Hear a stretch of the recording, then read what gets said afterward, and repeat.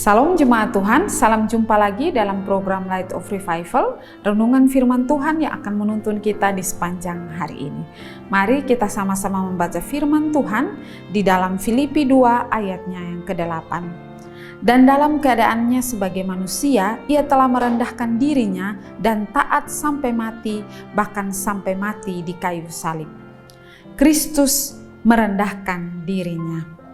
Jemaat yang terkasih, maksud dan tujuan Paulus menulis surat kepada jemaat Filipi adalah untuk memberikan nasihat kepada jemaat Filipi karena waktu itu terjadi perpecahan di jemaat Filipi. Filipi 2 ayat yang ke-8 ini menasihatkan mereka bahwa Kristus adalah teladan bagi kehidupan mereka. Bahwa Kristus adalah Allah yang mulia yang mau merendahkan diri serendah-rendahnya menjadi manusia. Menjadi manusia yang hidupnya miskin di dunia ini bahkan sampai mati di kayu salib. Jemaat yang terkasih, keadaan Kristus yang direndahkan, Kristus tidak hanya mengambil rupa dan keadaan seorang manusia, tetapi juga seorang hamba, yaitu manusia yang hina. Kristus datang untuk melayani manusia dan hidup di antara manusia sebagai seorang yang melayani di dalam keadaan yang hina, di dalam keadaan yang rendah. Jemaat yang terkasih, orang Yahudi pada waktu itu menantikan Mesias, seorang raja yang akan menolong mereka dari bangsa Romawi. Tentunya raja yang mereka nantikan ini adalah raja yang tampil dalam kemegahan dan kemewahannya. Namun justru sebaliknya, Yesus Kristus datang, Mesias datang mengambil rupa seorang hamba. Yesus dibesarkan dalam keadaan hidup yang sangat rendah, hina, miskin, dan juga nista.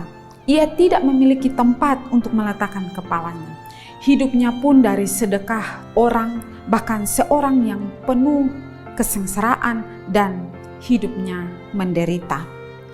Jemaat yang terkasih, ia menderita, bahkan ia menderita taat sampai mati di kayu salib. Jemaat yang terkasih, sebuah kematian yang terkutuk, menyakitkan dan memalukan. Sebuah kematian yang dinyatakan terkutuk oleh hukum Taurat karena ia mati tergantung di kayu salib. Galatia 3 ayat yang ke-13 berkata, Kristus telah menebus kita dari kutuk hukum Taurat dengan jalan menjadi kutuk karena kita. Sebab ada tertulis, terkutuklah orang yang digantung pada kayu salib. Jemaat yang terkasih, kematian yang penuh rasa sakit, perih, tubuh dipaku sampai menembus bagian-bagian tubuh kehidupannya, tangan dan kakinya, dan seluruh badannya. Bahkan ia harus tergantung di kayu salib. Dan ini merupakan kematian seorang penjahat atau seorang budak, bukan seorang yang merdeka. Dia dipertontonkan di depan umum. Begitu rendahnya Kristus direndahkan. Kristus yang mulia itu harus mengalami kehidupan yang begitu rendah di dalam dunia ini. Jemaat yang terkasih, mengapa Yesus harus mengalami perendahan yang begitu hina dan terkutuk ketika ia ada di dalam dunia ini?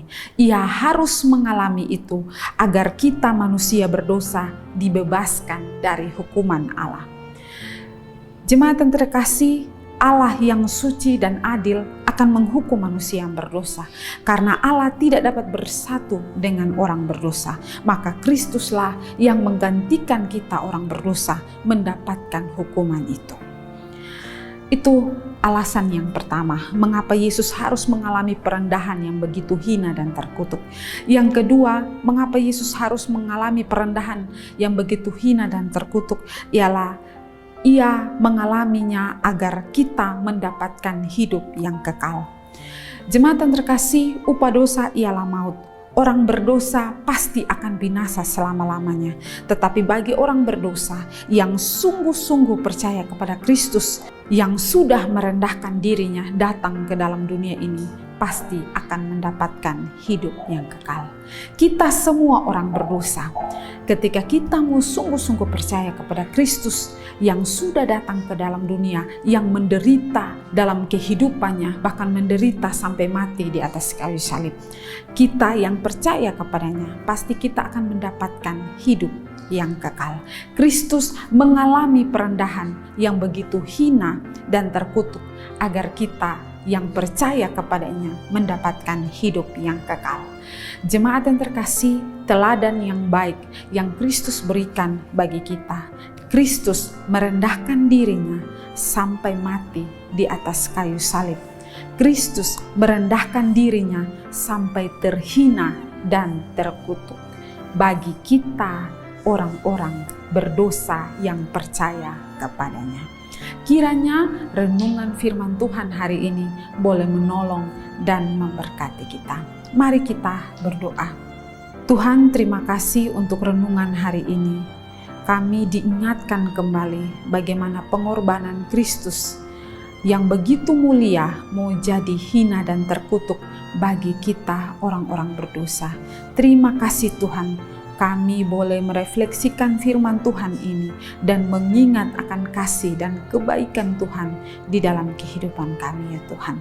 Terima kasih Tuhan Yesus. Amin. Jemaat yang terkasih, mari tetaplah jadikan firman Tuhan sebagai terang dan pelita bagi jalan hidup. Tuhan memberkati.